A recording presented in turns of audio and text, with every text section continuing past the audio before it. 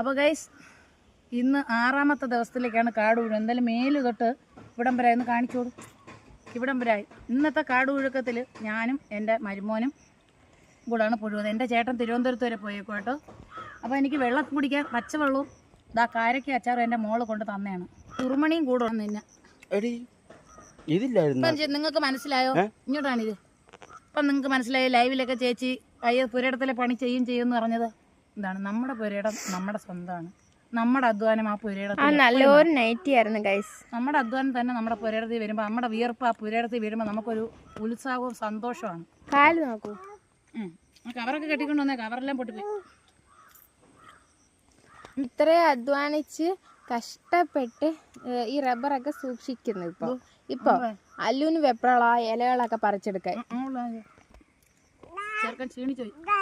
ക്ഷീണിച്ച സു കഞ്ഞോളം ഉണ്ട്, പച്ചവെള്ളം കൊണ്ടുവന്ന് ഇങ്ങനെ മരുമാനം എവിടെ കിട്ടും? നമ്മുടെ ഒപ്പം ഇരുന്ന് നമുക്ക് കാട് പറിച്ച് തരിക. അവർ കൂടെ കഴിക്കേണ്ടിട്ടാ. എന്നാലും താങ്കളുടെ വിലയേറിയ അഭിപ്രായങ്ങൾ. ഈ കാലഘട്ടത്തിൽ എല്ലാവരും ഒന്നും വന്ന് നമ്മളെ സഹായിക്കത്തില്ല. നിങ്ങൾക്ക് വേണമെങ്കിൽ ചെയ്യാൻ പറയില്ലേ, കൂലി കൊടുത്ത് തീർത്താൽ മതി. ആണല്ലേ? അപ്പോൾ ഇതാണ് വേണ്ടത്. അവനവൻ്റെ പുരയിടം അവനവൻ ഇറങ്ങി അധ്വാനിക്കുന്ന ആ മണ്ണിൽ നിന്ന് കിട്ടുന്ന വിളവിന് ഭയങ്കര ടേസ്റ്റാണ്. അപ്പോൾ ഇന്നത്തെ വീഡിയോ ഇത്രയേ ഉള്ളൂ. വീണ്ടും